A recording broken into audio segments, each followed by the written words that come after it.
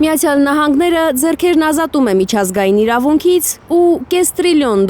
ավելացնում ռազմական բյուջեն։ 66 միջազգային կազմակերպությունից դուրս գալու հուշագիր է ստորագրել Թրամփը։ Հետո հայտարարել, որ 2027 թվականին Միացյալ Նահանգների ռազմական ծախսերը $1 տրիլիոն փոխարեն $1.5 տրիլիոն կլինի։ Սեփական անկողնուց Վենեսուելայի նախագահին գողանալուց հետո սպառնում է անհրաժեշտության դեպքում հարվածել Մեքսիկային, ինչ գնով էլ լինի ձեռք բերել Գրենլանդիան, անգամ ՆԱՏՕ-ն արձակելու գնով։ Այսօր էլ Թրամփը սպառնացել է հարվածել Իրանին, եթե այս օրերին ցույց անողների գլխից մի մաս պակասի։ Ռազմական բյուջեների շարունակական ավելացումներով են զբաղված նաև Ռուսաստանը, Եվրամիության առաջատար երկրները, Ճապոնիան, Չինաստանը, Թուրքիան, Պակիստանը, Հնդկաստանը, անգամ Ադրբեջանը։ Ու միայն Հայաստանի իշխանությունն է կրճատում ռազմական բյուջեն եւ վստահեցնում, թե խաղաղություն է բերել տարածաշրջան։ Այստեղ բախվում ենք այսպես քաղաքական ռեալիզմին, որի ուղղությամբ փորձում է Թրամփը կառուցել իր քաղաքականությանը։ Այսպես կոչված ռեալ պոլիտիկն է վերադարձնում Թրամփը, երբ ուժն է ծնում իրավունք։ Միացյալ Նահանգները, որ սառը պատերազմից հետո աշխարհում իր ազդեցությունը տարածելու համար փափուկ ուժներ կիրառում, հիմա կոշտ միջոցներով է փորձում տիրանալ աշխարհին։ Միացյալ Նահանգների քաղաքականությունը ենթարկվում է կերպափոխման, ըստ էության նաև Գրենլանդիայով փորձում է ամբողջացնել արևմտյան կիսագունդը։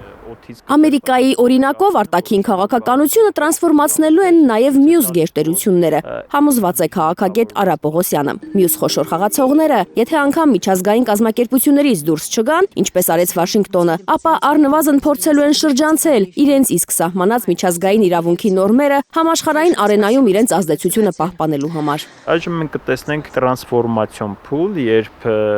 բոլոր պետությունները, այն պետությունները, որոնք դերակատարներ են, կփորձեն շրջանցելով նաև միջազգային իրավակարգի հիմնարար եւ հանրաճանաչ նորմերը, հենց իրենց իսկ կողմից ստորագրված կոնվենցիաները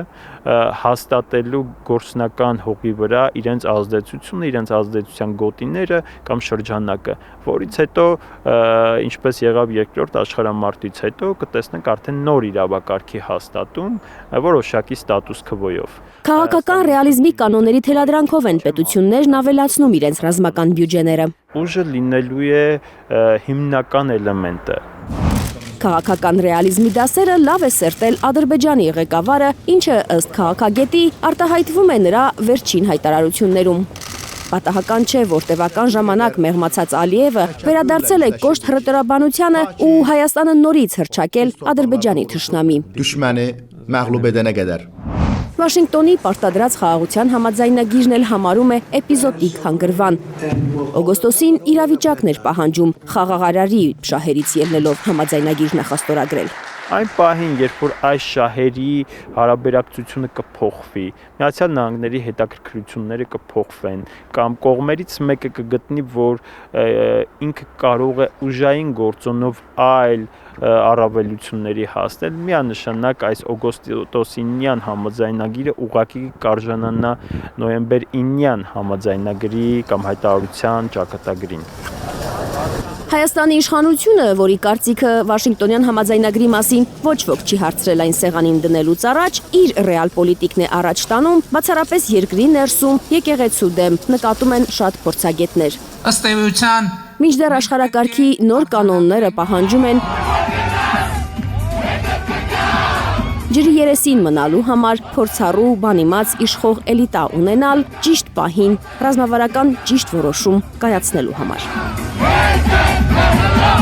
Թերեզա Կադաևչյան, Լաննա Համբարձումյան, Նորայր Շարբաթյան, Հայլուշ։